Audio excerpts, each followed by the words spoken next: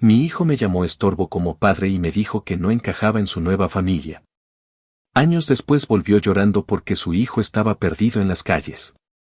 Me suplicó que lo corrija como yo lo hacía antes con él. Le dije que es difícil criar a un nieto que nunca aprendió a respetar a su abuelo. Porque su padre nunca lo hizo. Cuando Eric tenía 4 años y me pidió que le enseñara a andar en bicicleta sin las rueditas, lo hizo con la frente sudada, los dientes apretados y una determinación tan cabrona que hasta me hizo olvidar el cansancio del día.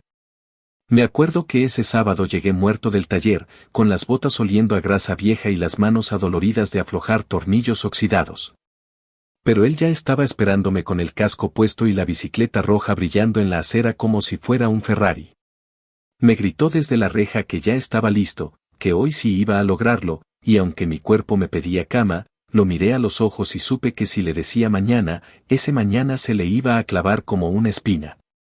Así que dejé todo, me arremangué la camisa y lo llevé al parque, y durante 2 horas enteras lo vi caerse, levantarse, llorar de frustración, limpiar la sangre de la rodilla y volver a intentar.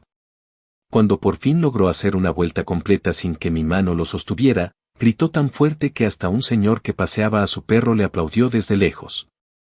Esa fue la primera vez que lo vi triunfar con algo por lo que se había partido el alma.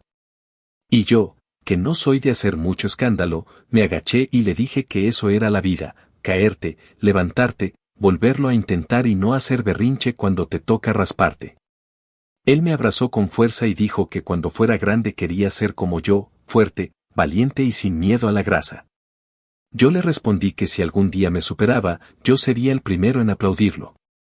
En ese momento pensé que había plantado una semilla buena, que si algo podía estar seguro en la vida, era de que había criado un niño con agallas. Pasaron los años y la bicicleta roja se oxidó junto al cobertizo, pero yo seguí pensando que mi hijo tenía esa base sólida. Lo metí a una escuela decente, con uniforme y todo, aunque significara hacer maromas con las cuentas. Nunca le faltó comida caliente ni una cama limpia, y cuando empezó la secundaria y me pidió un celular, se lo compré con el bono que me dieron por cambiar el sistema hidráulico completo a una flota de camionetas.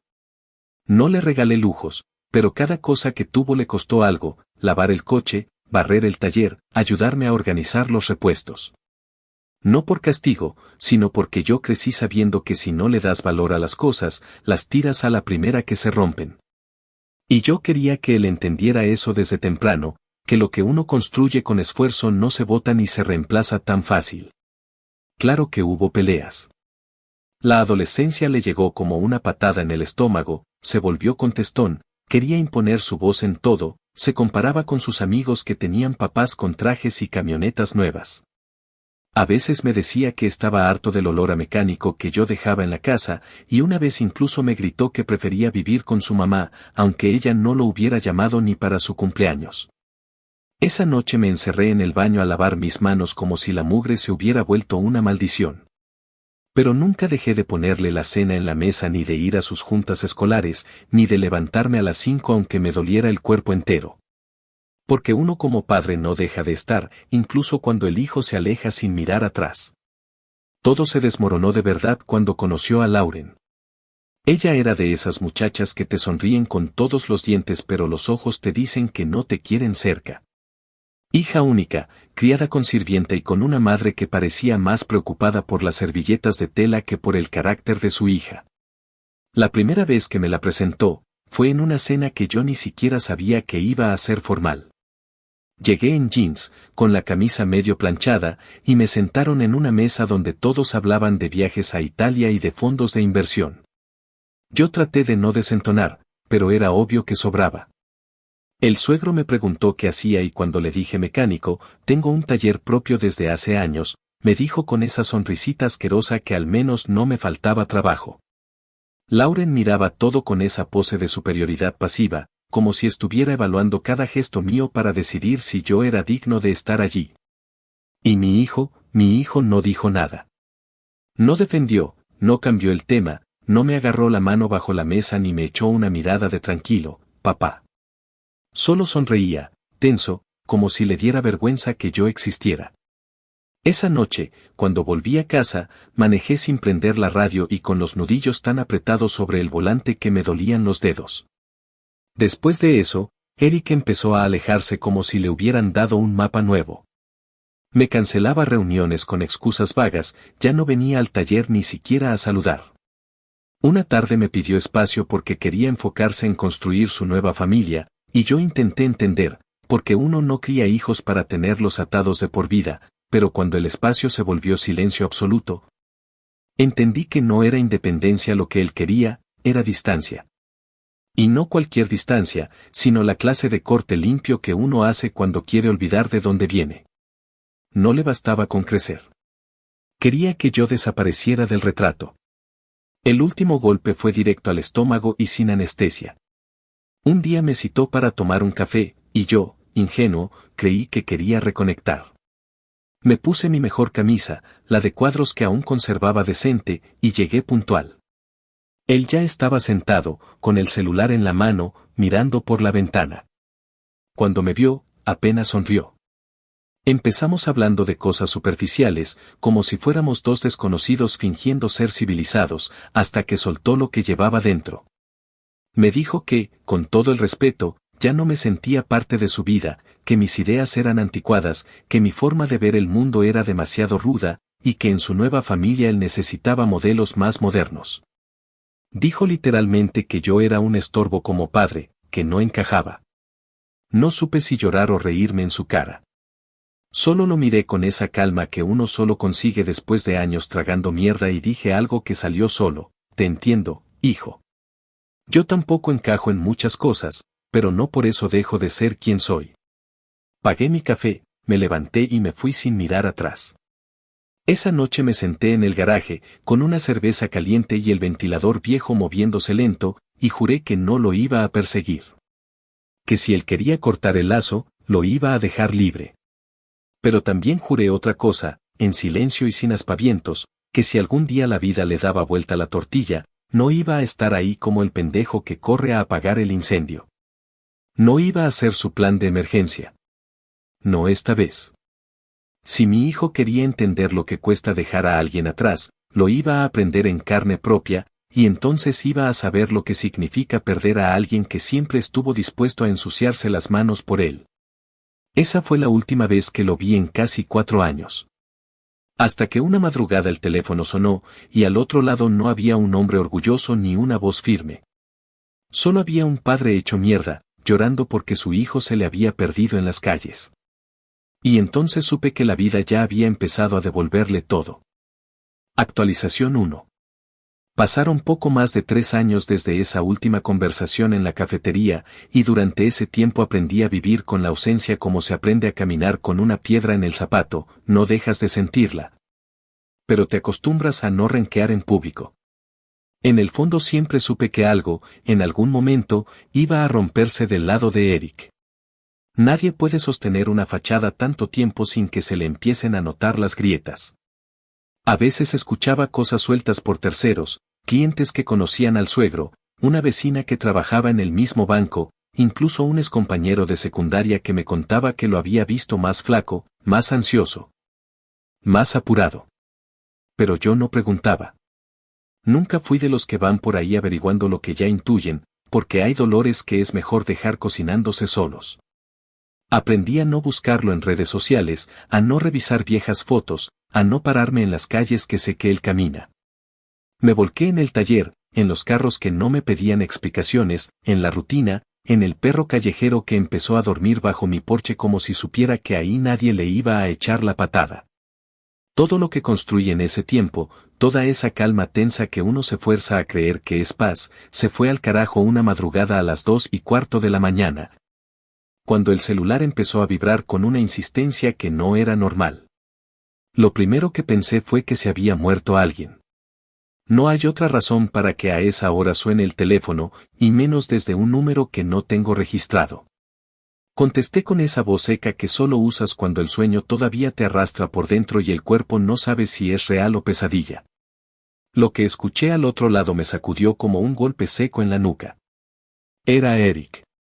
No supe si colgar o insultarlo, pero ni una cosa ni la otra fue necesaria, porque él empezó a hablar con una desesperación que no le conocía, balbuceando palabras rotas, frases inconexas, sollozos escondidos. Como si la vergüenza no le permitiera decir lo que pasaba pero el miedo le obligara a escupirlo igual. Me dijo que su hijo, Liam, había desaparecido. Que estaban en una cena familiar, que discutió con Lauren en el estacionamiento, que hubo gritos, empujones, reclamos, y que en algún punto el niño, de apenas 3 años y medio, se le soltó de la mano y desapareció entre los carros. Lo dijo con esa voz que tiene más culpa que miedo, y juro que por un segundo pensé que me estaba mintiendo, que era una excusa barata para buscarme. Pero luego escuché el llanto de fondo, no del niño, sino de Lauren, histérica, gritando que todo era su culpa, que nunca había querido tener hijos, que ya estaba harta. Que si algo le pasaba al niño lo iba a culpar a él para siempre. Y entonces entendí que no era un teatro. Que la mierda ya les había llegado hasta el cuello y que ahora sí, con las rodillas en el piso, Eric se había acordado de que tenía un padre. Me pidió que fuera. Me dijo que no sabía a quién más llamar.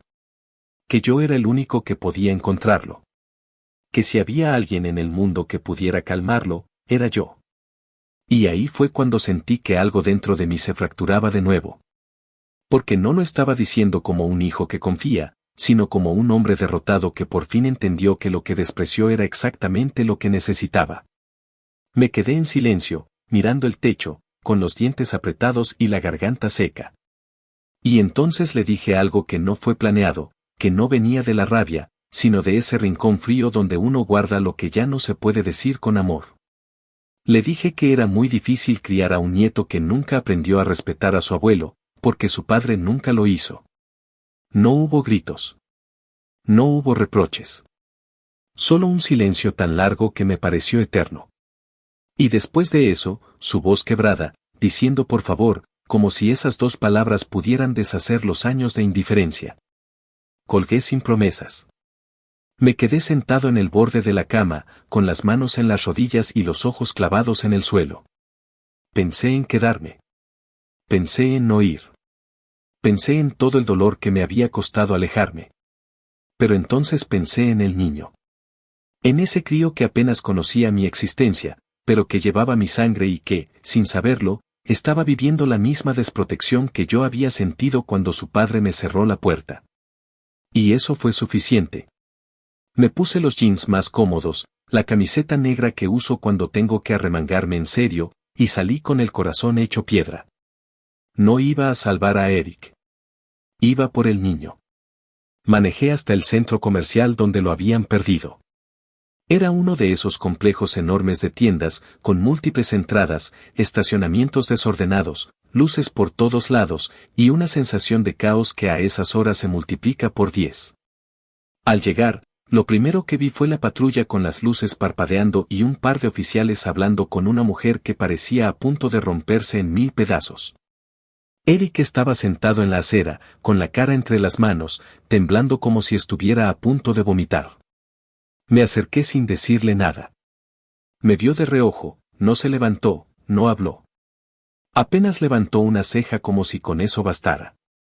Yo no tenía ganas de sermones, así que me dirigí directo al oficial y le pedí un resumen de lo que tenían.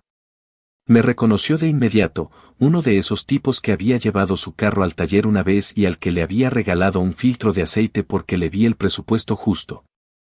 Me explicó que habían emitido un Amber Alert, que ya estaban revisando las cámaras de seguridad y que un par de unidades estaban buscando en el perímetro. Me uní a la búsqueda como quien vuelve a un oficio viejo. Caminé por los corredores del centro comercial, entré a las tiendas que aún estaban abiertas, pregunté a los guardias, revisé detrás de columnas, pasillos de servicio, salidas de emergencia. La gente me miraba como si fuera un loco, pero nadie me detenía. En algún momento vi una figura pequeña corriendo hacia la zona de carga trasera, esa donde los contenedores se amontonan y nadie presta atención. Me lancé tras él, pero solo era un chico que perseguía una pelota. Y en ese momento, me di cuenta de que estaba respirando como si tuviera el pecho atado con alambre. Me apoyé en una pared, cerré los ojos y traté de recordar lo que le gustaba a un niño de esa edad. Luz. ¿Colores? ¿Música? ¿Animales? Y ahí, como un chispazo, me acordé de algo que Eric había dicho por teléfono entre su ataque de pánico, que el niño no tenía miedo a los perros. Entonces pensé en los puestos de comida, en los locales con música fuerte, en los lugares que un niño podría considerar un refugio. Corrí hacia el pasillo exterior, donde sabía que solían estacionarse los camiones de comida.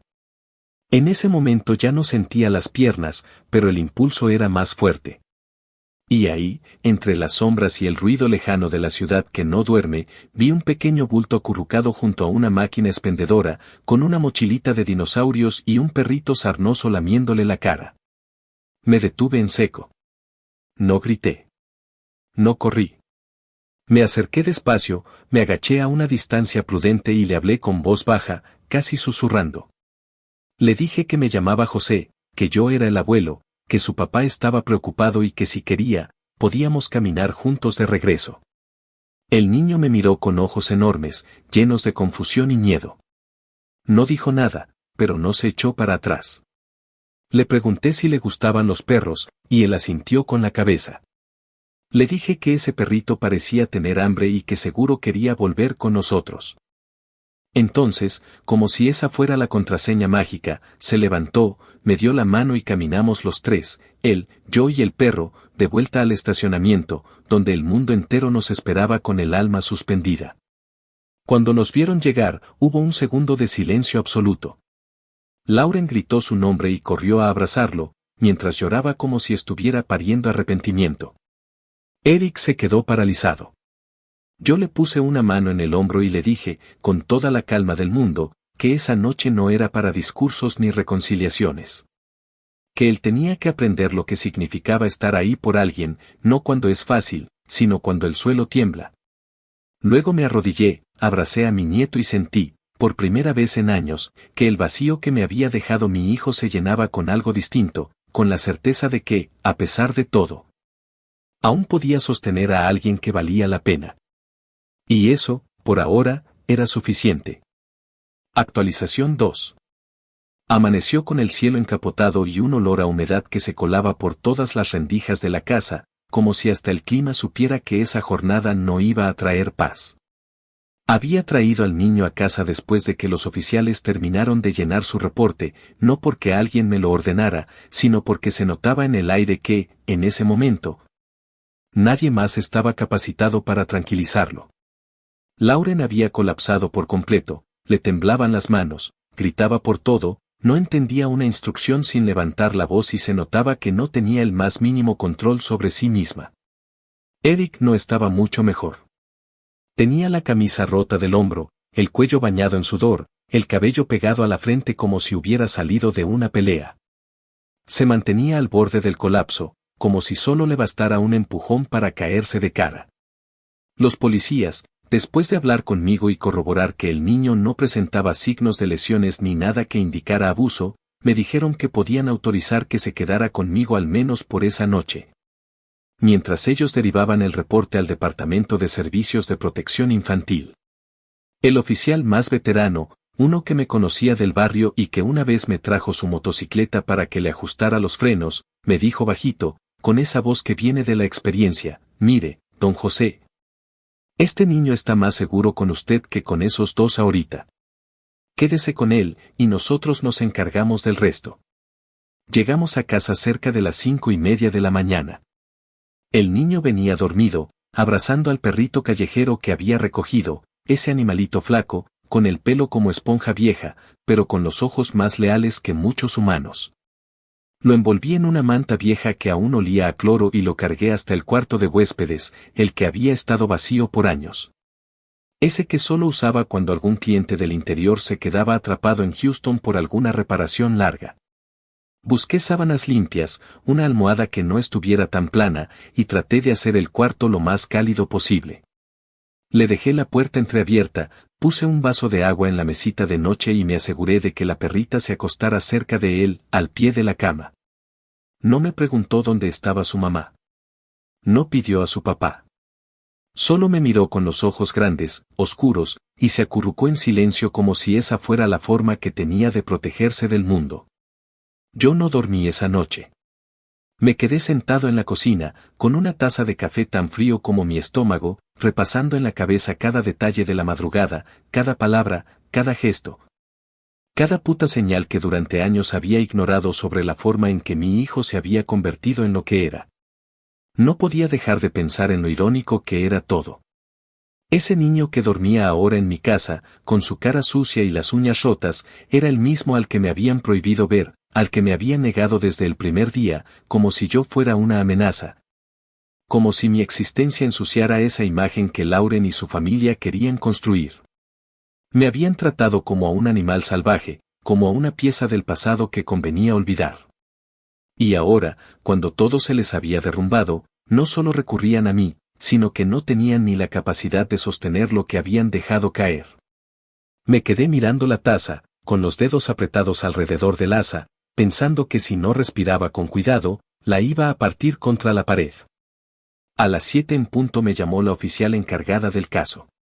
Me explicó que CPS ya estaba informado, que me iban a hacer una visita esa misma tarde y que, mientras tanto, debía mantener al niño en casa, asegurándome de que no hubiera ningún contacto con los padres sin supervisión. Me preguntó si podía hacerme cargo temporalmente. Yo no dudé. Le dije que sí. No por Eric. No por sentido del deber. Por el niño.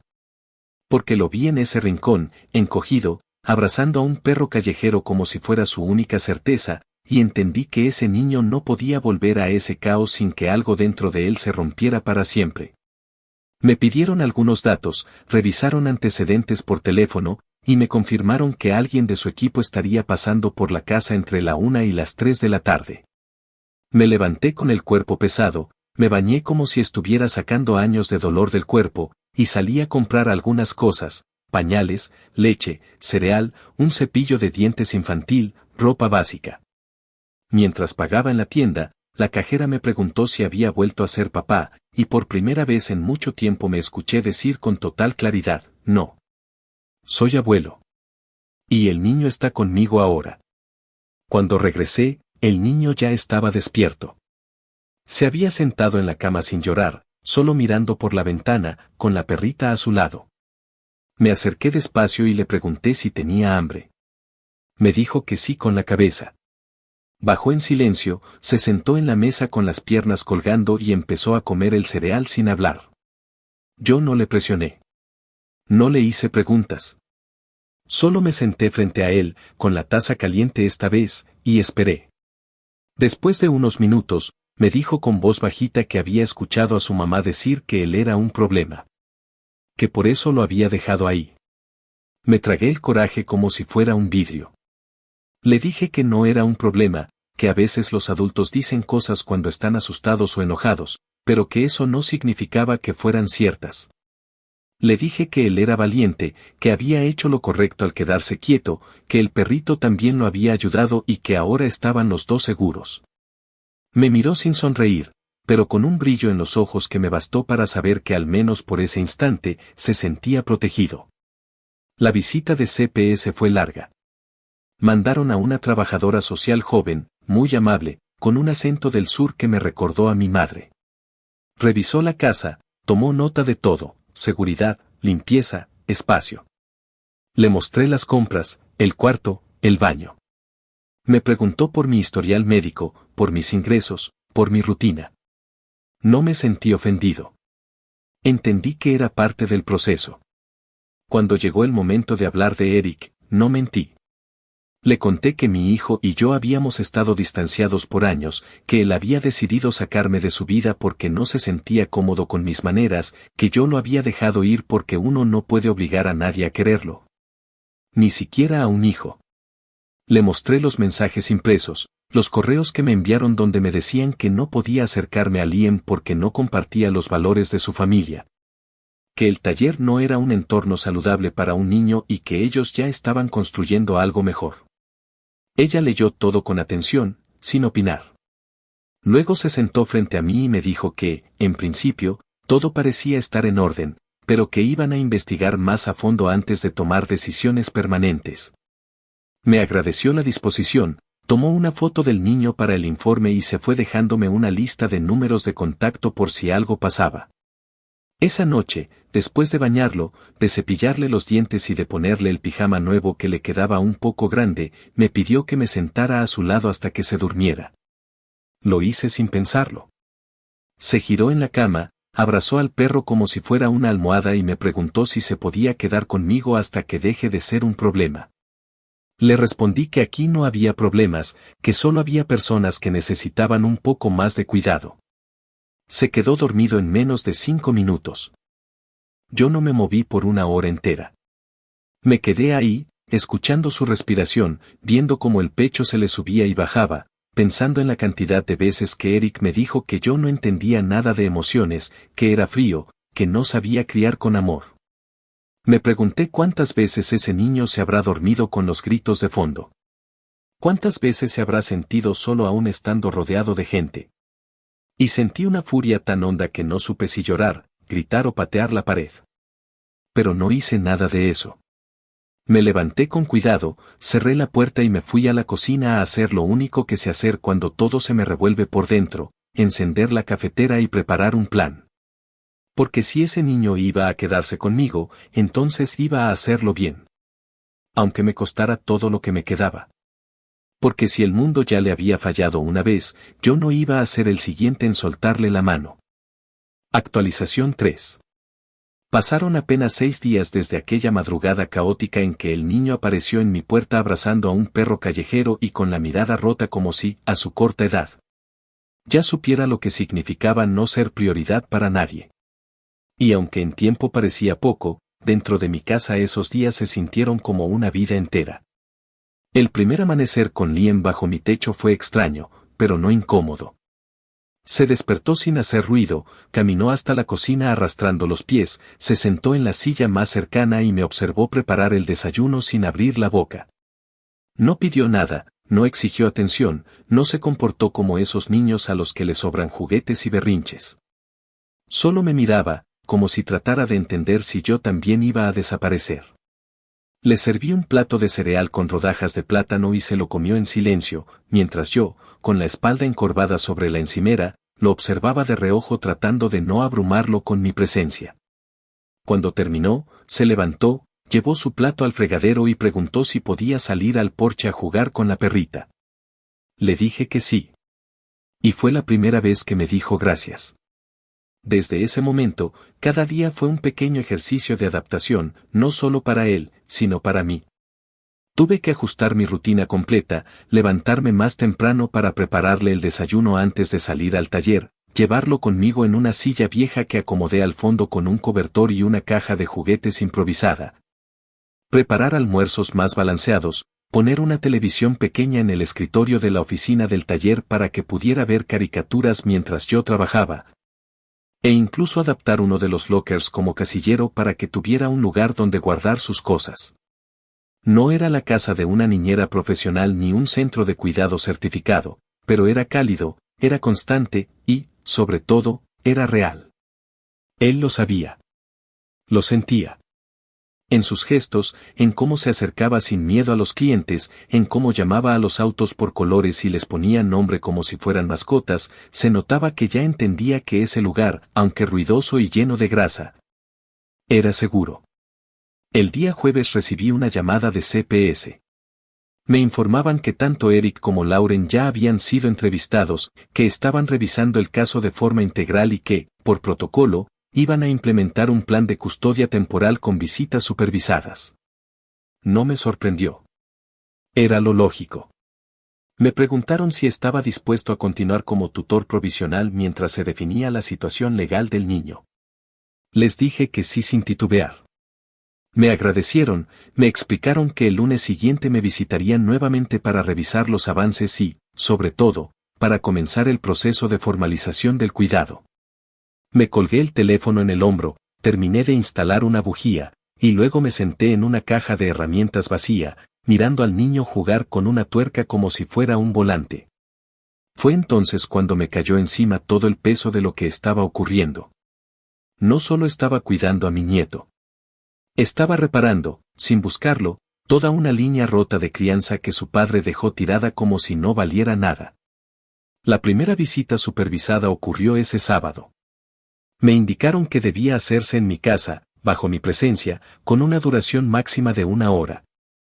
Cuando abrí la puerta y lo vi parado en el porche, con el cabello despeinado, los ojos hinchados y una bolsa de papel con juguetes que seguramente compró en el camino para tratar de compensar su ausencia. Me costó no decirle nada. No por cordialidad, sino porque cualquier cosa que saliera de mi boca iba a ser una bomba. Así que solo me aparté, le dejé pasar y le indiqué con la cabeza que el niño estaba en el patio trasero, regando las plantas con una botella con agujeros que habíamos convertido en regadera improvisada.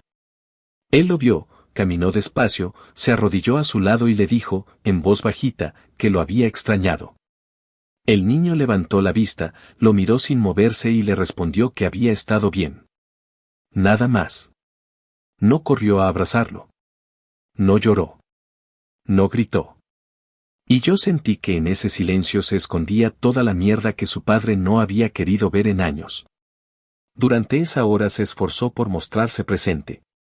Le preguntó cosas, trató de jugar, incluso intentó que se subiera a sus piernas.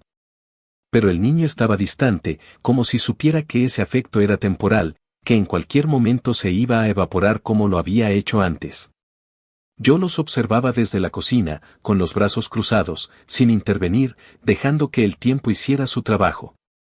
Cuando la hora terminó, fui hasta el porche y le dije que ya era momento de irse. Me miró como si quisiera pedirme más tiempo, pero sabía que no era yo quien le quitaba al niño, sino el quien lo había perdido hace años. Le pidió un abrazo al pequeño y lo obtuvo, pero uno breve, sin fuerza, sin ese impulso natural que tienen los niños cuando confían. Se fue cabizbajo, sin decirme nada. Apenas me miró y asintió como si supiera que no tenía autoridad para exigir nada.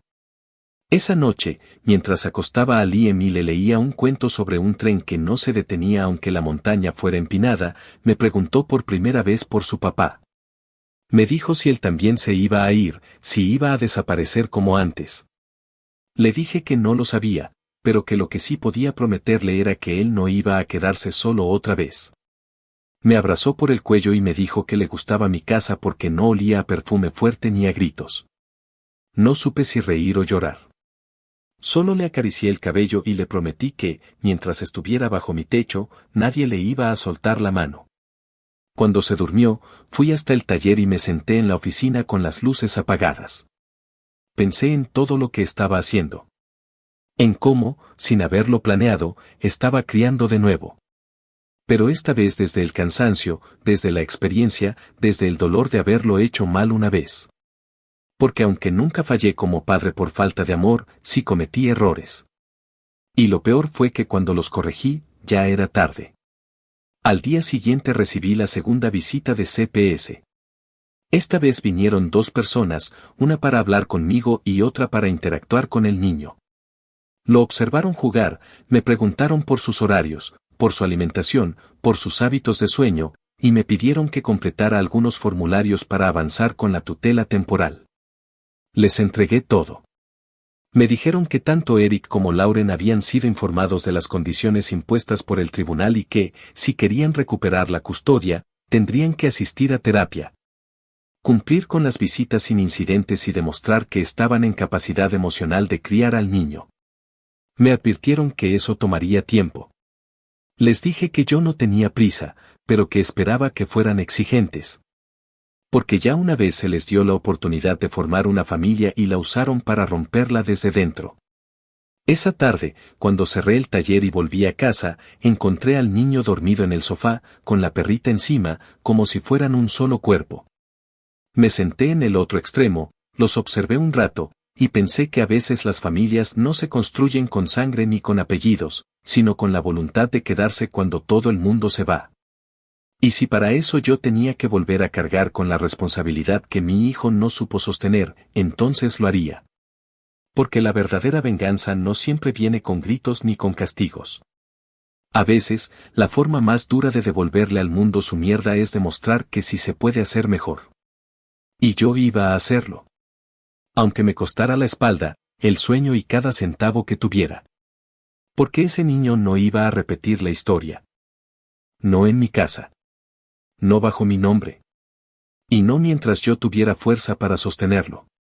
Actualización 4. Habían pasado ya casi 2 meses desde aquella madrugada en que el niño cruzó por primera vez el umbral de mi puerta envuelto en una manta, con las manos aferradas al pelaje de una perrita callejera y el cuerpo entero tenso como si no supiera si confiar o echar a correr. En ese tiempo, mi vida cambió por completo, pero no con un giro abrupto, sino con ese tipo de transformación que se siente en la piel, en el café que empieza a prepararse más temprano. En los zapatos infantiles junto a la puerta, en la mochila con dinosaurios que cuelga de una silla de la cocina y en los dibujos colgados en la nevera que, sin yo pedirlos, empezaron a llenarse de palabras como abuelo o mi casa. Mi taller, que antes era solo un espacio funcional de trabajo y grasa, ahora tenía una caja de juguetes con carritos rotos que Liam llamaba autos en reparación y un rincón donde él pintaba mientras yo afinaba motores. Los clientes habituales ya lo conocían, lo saludaban con palmaditas en la cabeza, y algunos incluso le traían dulces pequeños o le enseñaban a decir palabras nuevas en español y en inglés. Uno de mis clientes, un cubano que trabajaba en carpintería, le construyó una sillita con su nombre grabado en el respaldo. La trajo sin avisar y la dejó junto al banco donde yo almorzaba todos los días.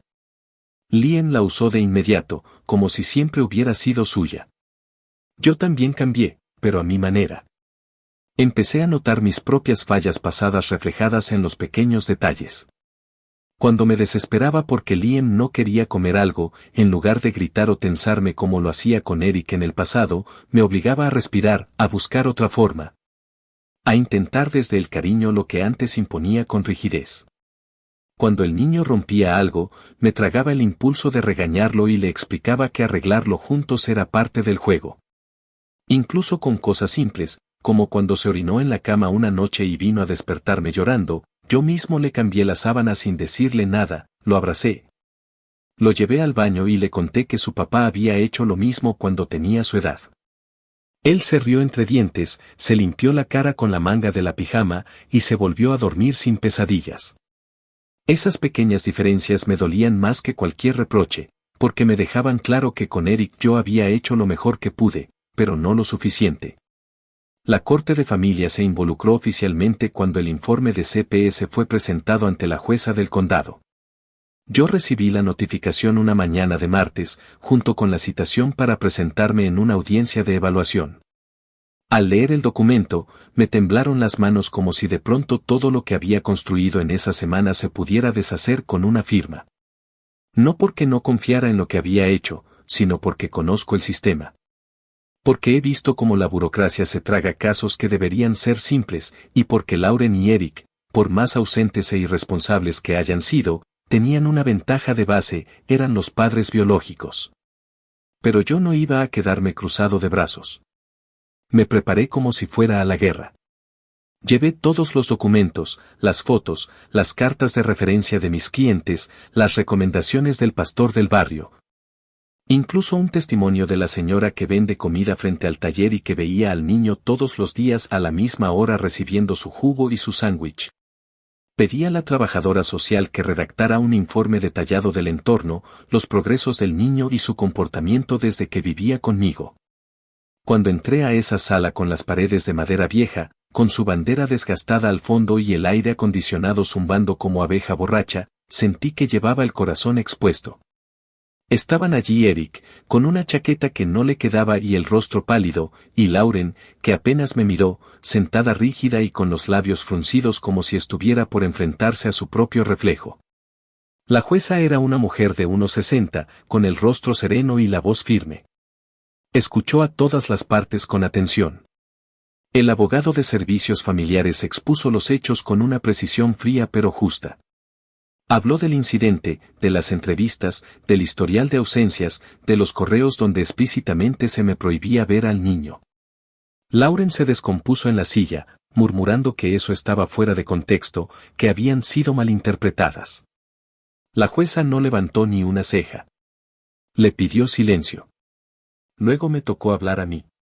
No llevé abogado. Solo llevé mi voz. Les conté todo, desde el inicio, sin adornos, sin lástima, sin intentar parecer héroe. Les hablé del niño, de su perrito, de su miedo a los ruidos fuertes, de su sonrisa cuando alguien le lee un cuento, de cómo poco a poco empezó a llamar casa a mi hogar. Les conté que nunca busqué la custodia, que no quise vengarme de nadie, pero que cuando vi el vacío que ese niño arrastraba, entendí que no podía quedarme al margen. Terminé diciendo que si me necesitaban para estar un día, un año o el resto de su vida, yo iba a estar. La jueza guardó silencio por unos segundos que me parecieron siglos. Luego habló con una claridad que me atravesó. Dijo que, por el bien inmediato del menor, se establecía la custodia temporal a favor del abuelo, con visitas supervisadas para los padres en un entorno neutro. Que, debido a la negligencia comprobada en el incidente del centro comercial, se requería que ambos progenitores tomaran cursos obligatorios de crianza, asistencia a sesiones de terapia familiar y una evaluación psicológica. Lauren estalló, literalmente. Golpeó la mesa, dijo que era un insulto, que yo era un viejo mecánico sin educación, que ese niño merecía estar en un hogar de verdad, no en un taller rodeado de grasa y tuercas. La jueza la ignoró. Le advirtió que si continuaba interrumpiendo, saldría escoltada de la sala. Eric no dijo nada. Ni una palabra. Solo miraba el suelo como si ya no quedaran más excusas que fabricar. Salí de esa sala con un documento en la mano que me autorizaba a cuidar legalmente a mi nieto por un periodo mínimo de 6 meses, renovable según evaluación. No era una victoria en el sentido clásico. No era el final feliz. Era, más bien, una oportunidad para reparar, para reconstruir desde las ruinas algo que no se cayera a la primera tormenta.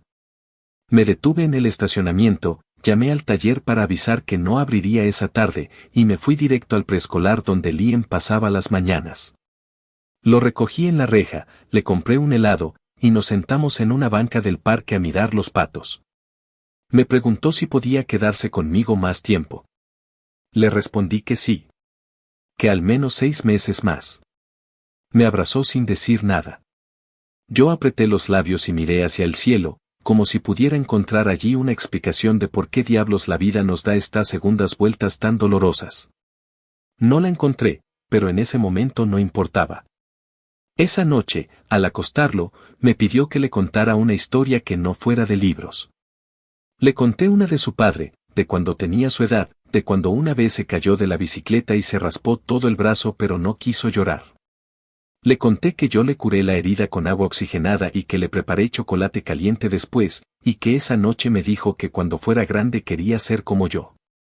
El niño escuchaba con los ojos muy abiertos, como si cada palabra revelara un pedazo de un mapa que necesitaba para entender su historia. Me dijo que su papá a veces estaba triste. Le respondí que sí. Que a veces los papás no saben cómo serlo. Pero que eso no es culpa de los hijos. Me abrazó fuerte. Me pidió que no lo dejara solo nunca. Le prometí que no lo haría. Y esa promesa, dicha desde lo más hondo del corazón, valía más que cualquier papel sellado por una corte. Porque no hay documento más fuerte que la voluntad de quedarse. Y yo, esta vez, me iba a quedar hasta el final. Aunque me partiera por dentro. Aunque doliera. Aunque me recordara todos los días que ese niño merecía mucho más de lo que la vida le había dado. Actualización 5. Pasaron 3 meses completos desde la audiencia donde la jueza dictó que la custodia provisional quedaría bajo mi responsabilidad y aunque el papel que lo acreditaba estaba guardado entre mis documentos importantes, el verdadero cambio no ocurrió en una sala del tribunal ni en las oficinas de CPS. Lo real, lo sustancial, lo que de verdad marcó un antes y un después en la historia que estábamos escribiendo con Liam, ocurrió en la cotidianidad. En esos días donde no pasa nada extraordinario, pero en los que el niño se atreve, por fin, a llamarte abuelo sin pensarlo 2 veces. En los silencios que ya no son de miedo, sino de confianza. En los cuentos que me pedía antes de dormir, en los dibujos que colgaba en la pared del taller, en los abrazos por sorpresa mientras yo estaba bajo el capó de algún auto con los brazos llenos de grasa. Era en esas pequeñas escenas donde se notaba que algo había echado raíces. Durante ese tiempo, Eric se mantuvo relativamente constante con las visitas. Llegaba los sábados a la hora exacta, con una bolsa de snacks, algunos libros para colorear y un esfuerzo tímido por conectar con su hijo. No eran visitas perfectas, pero al menos ya no eran vacías.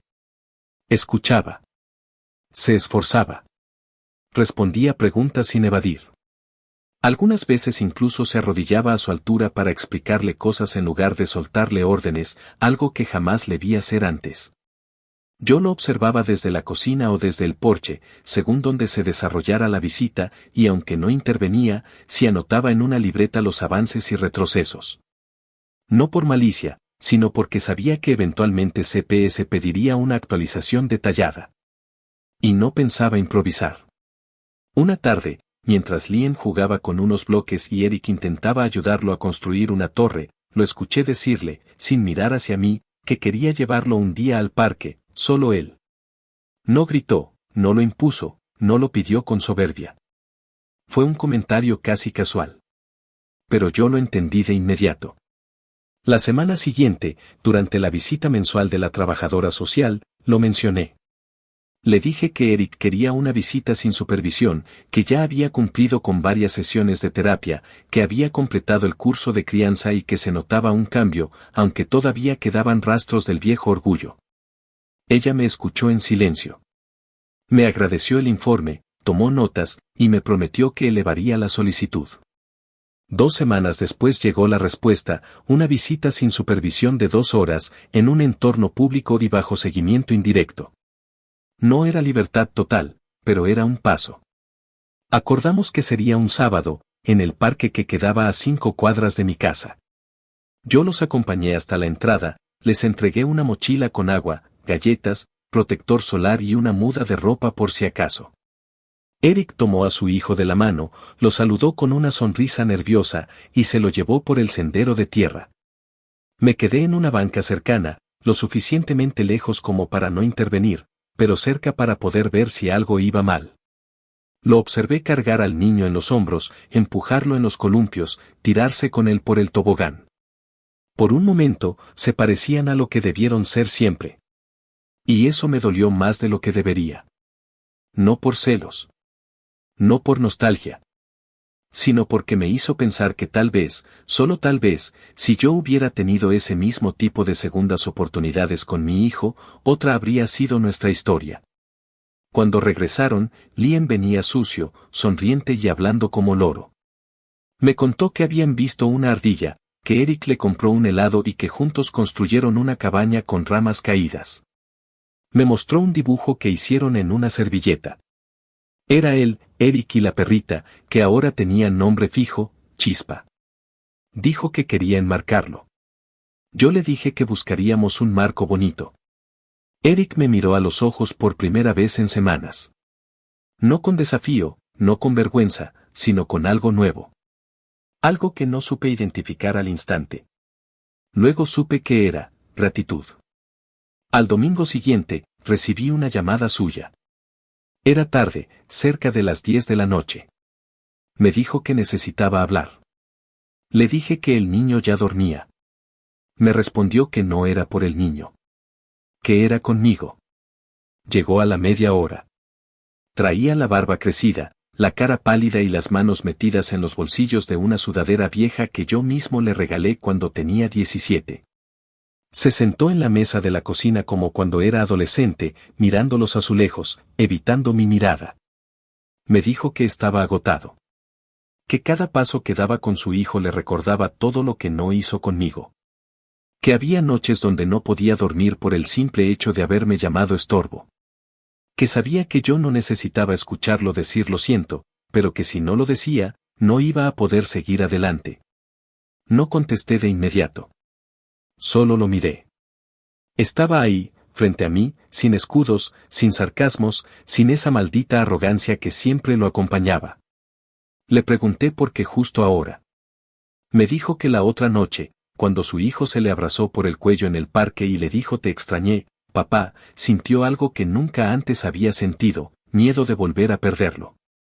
Me dijo que ya no le importaban las apariencias, que Lauren se había ido a vivir con su madre en otro estado y que solo hablaban por mensajes. Que el juez le había advertido que si no cumplía el plan completo, no solo perdería a su hijo, sino que podría enfrentar cargos por negligencia. Me dijo que no estaba buscando compasión. Que no pretendía que yo me convirtiera en su salvavidas. Pero que si podía, solo si podía, le enseñara cómo se cría a alguien sin dejarlo roto en el camino.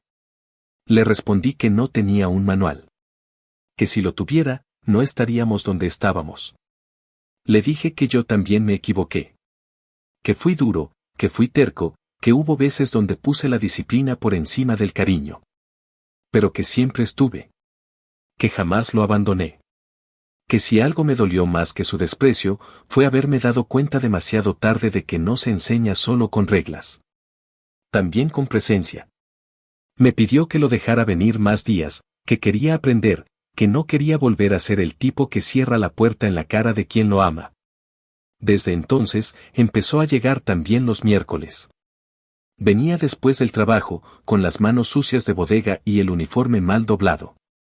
Me ayudaba con la cena, ponía la mesa, leía cuentos, lavaba los platos. No hablábamos de nuestro pasado todos los días, pero sí lo suficiente. Algunas noches, mientras Liam dormía, nos quedábamos en el porche en silencio, fumando un cigarro compartido, como dos hombres que dejaron de lado la guerra porque ya no les quedaban balas. La trabajadora social lo notó en la siguiente evaluación. Dijo que el ambiente era distinto. Más estable. Que el niño mostraba avances.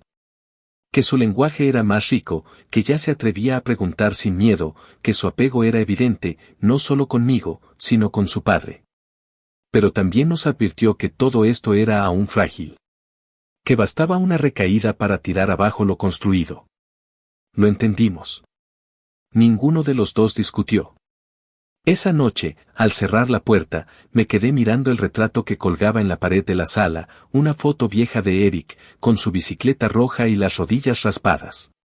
Lo miré a los ojos de niño y me pregunté cuántas veces había necesitado lo mismo que su hijo ahora. Cuántas veces me gritó con silencio que lo abrazara. Cuántas veces lo miré sin verlo. Me tragué la culpa, la vieja, la de siempre, la que uno carga aunque haya hecho todo lo posible. Y entonces entendí que quizás no podía cambiar el pasado, pero sí tenía la oportunidad de impedir que ese pasado se repitiera en la siguiente generación. Y esa, por más dolorosa que fuera, era la única forma real de vengarme de todo, de la distancia, de la indiferencia, del rechazo, del maldito orgullo que se metió entre nosotros como veneno. La venganza más certera no fue dejarlo fuera. Fue enseñarle cómo se cría sin abandonar. Cómo se ama sin condiciones. Cómo se sostiene a un hijo sin romperlo. Cómo se construye, desde el suelo, algo que no vuelva a derrumbarse. Aunque ya no quede nada de lo que una vez fuimos. Aunque nos duela cada paso. Aunque tengamos que aprenderlo todo de nuevo. Desde cero. Como hombres. Como padres. Como humanos. Actualización final. Había pasado ya más de un año desde aquella noche donde la vida, sin previo aviso y sin pedir permiso, me obligó a retomar el papel que creía haber cerrado hacía mucho, el de padre, pero esta vez, de mi nieto. Lo que en un principio fue una solución de emergencia, un acto instintivo para proteger a un niño perdido en medio del desastre emocional de sus padres, se convirtió en una rutina tan sólida como el concreto que usé para reforzar el piso del taller. Y aunque los meses pasaron rápido, los cambios, esos verdaderos, se dieron con una lentitud casi quirúrgica, como si la vida quisiera asegurarse de que esta vez lo estuviéramos haciendo bien. La rutina ya no era una carga, sino parte de una estructura nueva. El niño no solo dormía en mi casa, la había hecho suya. Tenía su cuarto pintado con estrellas que brillaban en la noche, su propia taza para el desayuno, su lugar en el taller donde colocaba dibujos y tornillos que decía que eran piezas importantes para que los autos no se desarmen. Tenía una lista de cuentos favoritos y un horario rígido para ir al parque los domingos después de ayudarme a lavar el auto. Había aprendido a cerrar la puerta del refrigerador, a dejar los zapatos en la entrada y, sobre todo, había aprendido a reír con la panza, esa risa que uno solo suelta cuando ya no teme que lo callen. Eric había cambiado también, pero no como esos hombres que se cortan el cabello y piensan que ya empezaron de cero. Lo suyo fue un cambio de fondo. Le vi tragarse el ego más veces de las que puedo contar. Se disculpó, no solo conmigo, sino con su hijo, y lo hizo sin adornos. Se lo dijo un día que el niño no quiso bañarse y él, en lugar de gritar, respiró hondo, se arrodilló a su nivel, y le dijo: yo a veces también tengo miedo, pero si tú puedes, yo también puedo. El niño se quedó callado, lo miró fijo y luego se quitó los zapatos. Fue un gesto simple, pero ahí supe que algo estaba funcionando. Eric, poco a poco, había empezado a cuidar desde la presencia, no desde la autoridad. No lo hacía perfecto, claro. Tenía días donde llegaba tarde, donde se notaba que la rutina lo agotaba, donde no encontraba las palabras correctas.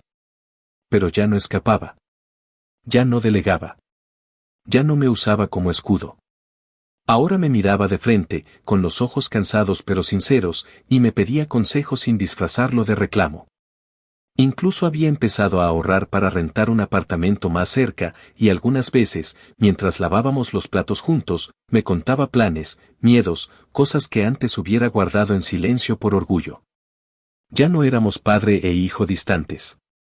Éramos dos hombres intentando reconstruir los pedazos que dejaron tirados. A veces, después de leerle al niño y acostarlo, nos quedábamos en el porche con una cerveza sin hablar. Y en ese silencio largo y espeso se respiraba paz. No redención. Paz. Que es incluso más difícil de conseguir. La jueza nos convocó a una última audiencia de revisión, 12 meses exactos después de la primera. Ya no íbamos con miedo. Esta vez no teníamos que demostrar nada con palabras porque el expediente hablaba por sí solo. Evaluaciones positivas. Informes de progreso. Testimonios de los trabajadores sociales. Y sobre todo, la estabilidad evidente del niño, que en cada revisión llegaba con su mochila de dinosaurios y se sentaba en la sala sin esconderse detrás de mí. Cuando llegó el turno de hablar, nadie interrumpió. Yo hablé poco. No quise adornar nada. Solo dije que el niño tenía un hogar, que sus padres estaban haciendo lo necesario para estar presentes, y que mi única petición era que lo que se decidiera no desarmara lo que tanto nos había costado construir. La jueza, que ya nos conocía bien, nos miró con ese gesto sereno que solo tienen los jueces que ya han visto todo. Dijo que no todos los casos terminaban así, que la mayoría se rompen más de lo que se reparan. Pero que este, con todas sus fallas, estaba mostrando algo que era raro, voluntad real. Y con eso, firmó el acuerdo de custodia compartida entre Eric y yo, con residencia principal en mi casa, derecho de visitas extendido para Eric y una cláusula de revisión anual. Fue justo. No perfecto. Pero justo. Esa noche, hicimos hamburguesas caseras en el patio, con Liam revolviendo la ensalada como si fuera un científico loco, y Eric lavando los platos sin que nadie se lo pidiera. La perrita, que ya tenía su cama junto a la mía, dormía con las patas estiradas como si también celebrara. Y yo, que no soy de hacer brindis ni discursos, levanté la cerveza y dije en voz baja: ahora sí estamos en casa. Nadie respondió con palabras, pero todos entendieron. No hubo más necesidad de decir nada. Con el tiempo, empecé a soltar algunas cosas. Le dejé más tareas a Eric, más decisiones, más espacio. No porque me cansara, sino porque era necesario que se sintiera padre de tiempo completo, no solo invitado de fin de semana. Él asumió el reto. Se convirtió en voluntario en la escuela del niño, se levantaba temprano algunos días para llevarlo él, empezó a organizar las tardes de juegos, a planear visitas al museo, al acuario. Me pedía consejo, pero ya no con la mirada baja. Ahora me miraba de igual a igual, con respeto, y eso, después de todo lo que vivimos, valía más que cualquier reconciliación ruidosa. Liam creció. No en tamaño, apenas unos centímetros. Pero su forma de mirar el mundo ya no era la de un niño que teme ser olvidado. Era un niño con raíces. Con certezas. Con dos adultos que, a su manera, le mostraban todos los días que no estaba solo. Un día, mientras pintábamos una tabla de madera para un proyecto escolar, me preguntó si su papá también aprendía cosas conmigo. Le respondí que sí, que a veces los padres también tienen que aprender a ser hijos de nuevo para poder hacerlo mejor. Me miró serio y dijo que entonces él también quería enseñarle cosas a su papá.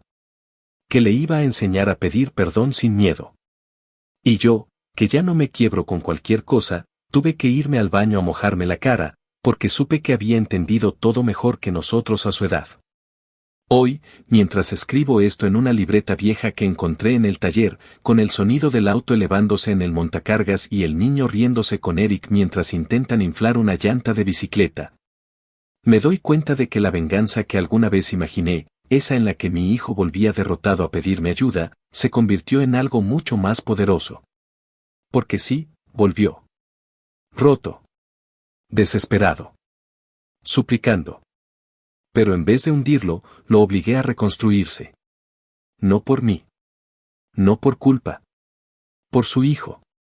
Y ahora, cada sábado que llega puntual, cada tarea que hace sin que se lo pidan, cada vez que se sienta conmigo a planear el menú de la semana, me lo recuerda.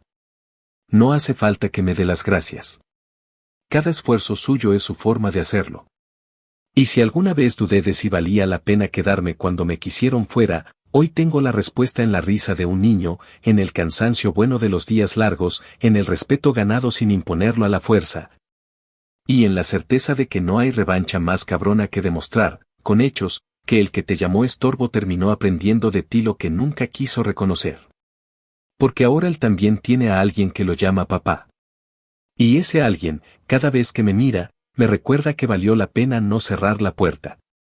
No por quien la golpeó, sino por quien nunca debió pagar las consecuencias de ese portazo. Esa es la historia. La verdadera.